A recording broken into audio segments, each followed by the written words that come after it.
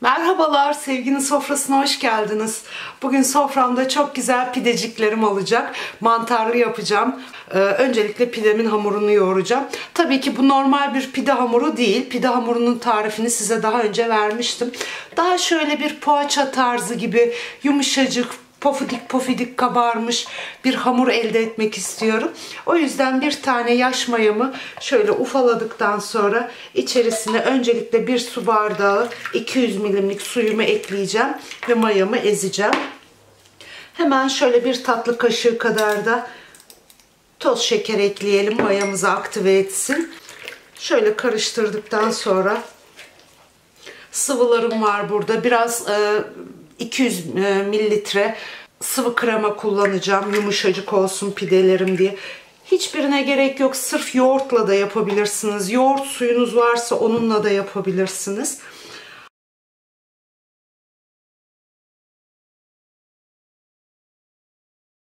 Bir tane de yumurta şurada ayarlamıştım. Onu da ekleyeyim, karıştırayım. Şöyle bir bardak daha ılık su ekleyeceğim. Artık un ekleyebiliriz. Tamamen bardak ölçüsü vereceğim. Bardağımı unumun içine daldırıp 200 milimlik bardakla un ekleyeceğim.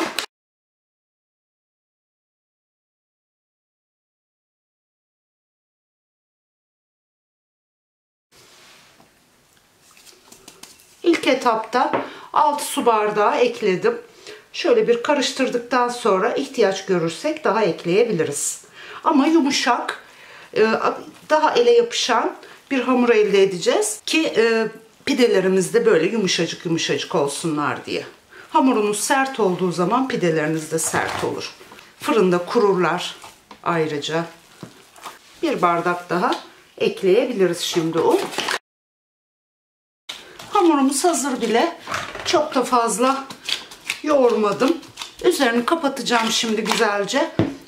Mayalanması için bekleyeceğim.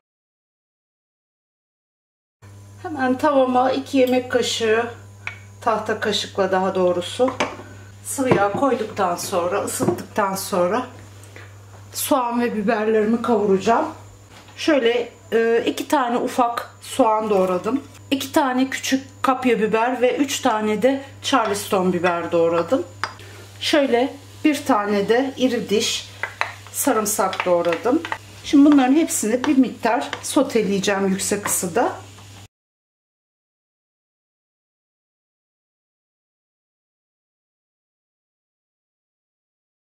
Ortasını açıp hemen 150 gram kıyma ekleyeceğim.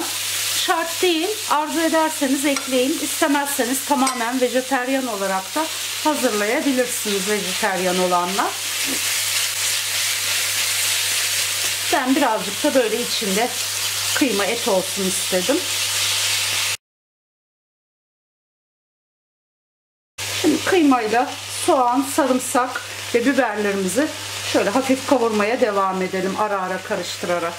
Hemen şöyle bir küçük parçada 1 yemek kaşığı kadar tereyağını ekleyeceğim, lezzet versin diye.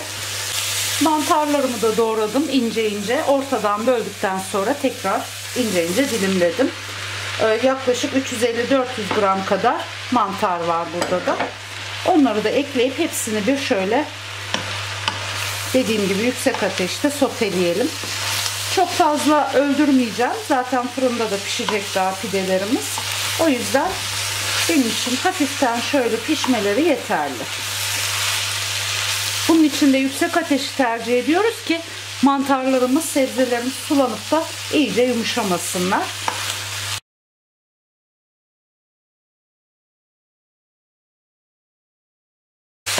Görüyorsunuz hiç mantarlarım sulanmadı. Çünkü yüksek ateşte yapıyorum. Ve sürekli başında durup karıştırıyorum. Hemen 1 yemek kaşığı domates salçasını yarım çay bardağı suyla sulandırdım. Domates de rendeleyebilirsiniz. Yaz aylarında yaparsanız. Nasıl isterseniz. 2 çay kaşığı tuz ekledim. Şöyle yarım çay kaşığı karabiber ekledim. 1 çay kaşığı da kırmızı toz biber ekledim. Biraz salçasıyla da şöyle 1-2 dakika kavurduktan sonra Şöyle bir tutam kadar da doğradığım maydanozu ilave ettim. Ve ocağımı kapatıyorum. İç harcım hazır. Görüyorsunuz tüm sebzeler, biberler renklerini koruyorlar. Gayet güzel gözüküyorlar. Yarım saatte hamurum mayalandı. Görüyorsunuz 2-3 katına çıktı. Hamurumu şöyle bir miktar karıştırıp gazını alacağım öncelikle. Daha sonrasında bezelere böleceğim.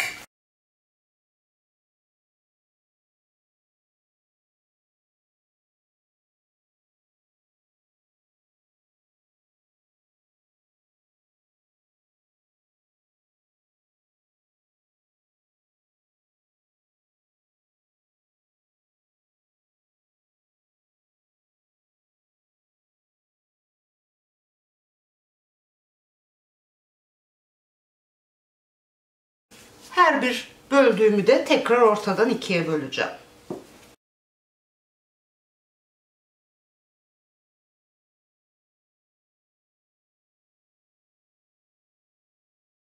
Daha sonrasında hepsini beze yapıp bir kenarıya dizeceğim.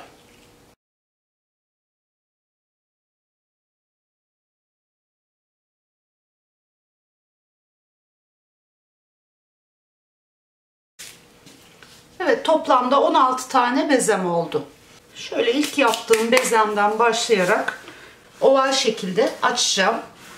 Birkaç merdane böyle üzerinde gezdirmeniz yeterli. Şöyle iç harcımızdan da ortasına koyalım.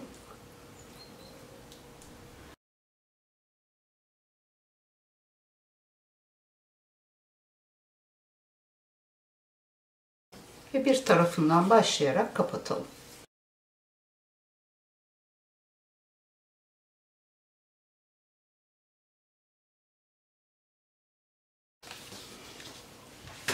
Bu şekilde tüm pidelerimi hazırlayıp şöyle tepsime dizeceğim.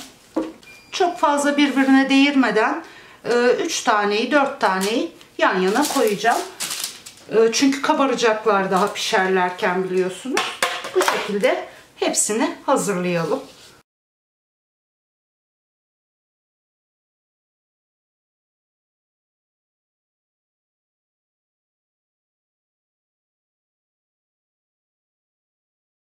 Fazla unu da her seferine şöyle alırsak çok iyi olur.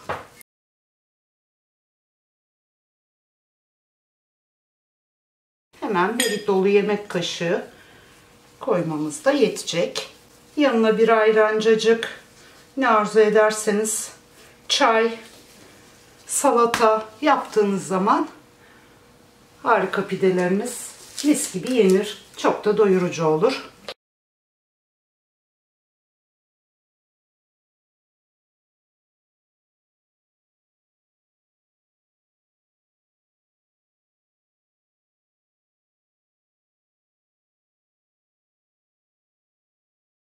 Gördüğünüz gibi ilk tepsim hazır bile.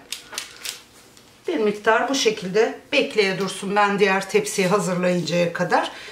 İkisini beraber süreceğim fırınıma ve pişireceğim. Tüm iç harcım bitti sonuncuya. 11 tane oldu. Kalanını da peynirli yapacağım.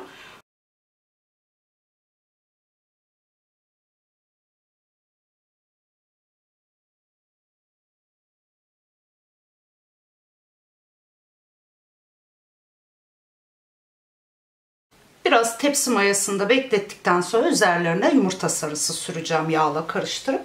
Daha sonra da fırına vereceğim. Böyle bir 15-20 dakika beklesin. Burada 5 tane bezem kaldı.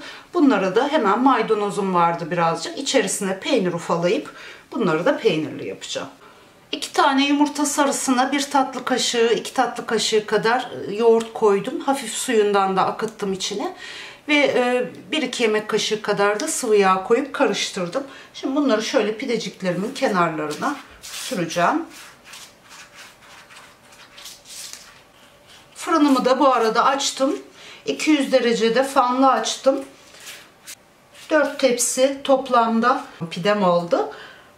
İkişer ikişer sürerim diye düşündüm. O yüzden fanlı olarak açtım. Hatta hepsini bir de sürebilirim aslında fanlı olduğu için.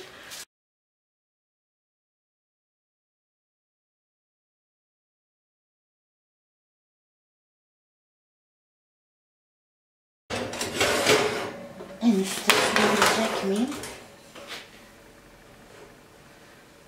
Evet, en üstte de onu sürdüm.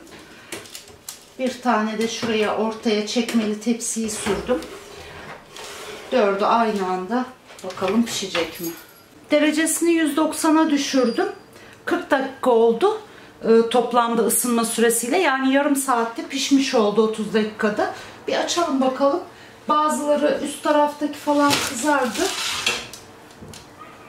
Evet, gayet de güzel kızarmış. Altları da gayet güzel kızarmış. Daha fazla tutarsak kurur. Alalım artık. Yeterlidir bu kadar. Bunlar biraz daha durabilir.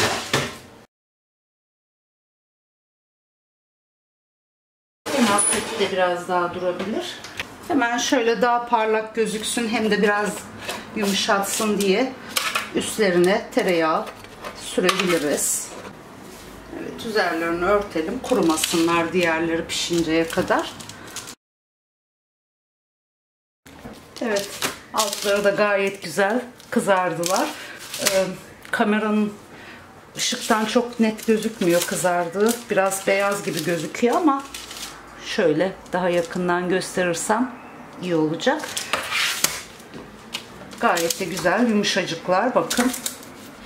Yani hiç öyle kuru muru değiller.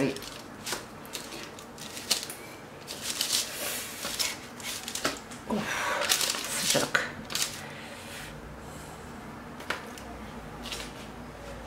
Bunlar da peynirli olanlar. Çok güzel kızarmışlar gerçekten. Hemen bunların üzerlerine de biraz şöyle tereyağı sürelim.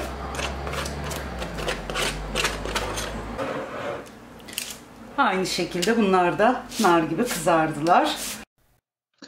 Evet sevgili dostlar, bugün de soframızda mantarlı ve kıymalı nefis yumuşacık pidelerimiz vardı. Görmüş olduğunuz gibi gayet yumuşak, gayet güzel kızarmış ve pişmiş bir şekilde. Umarım sizler de denersiniz ve beğenirsiniz. Beğeneceğinizden eminim aslında. Eğer tam uygularsanız hamuru çok memnun kalacağınız bir tarif olacak gerçekten. Teşekkür ediyorum videomu izlediğiniz için. Bir başka güzel tarifte yeniden görüşmek üzere. Hoşça kalın, mutlu kalın, sevgiyle kalın.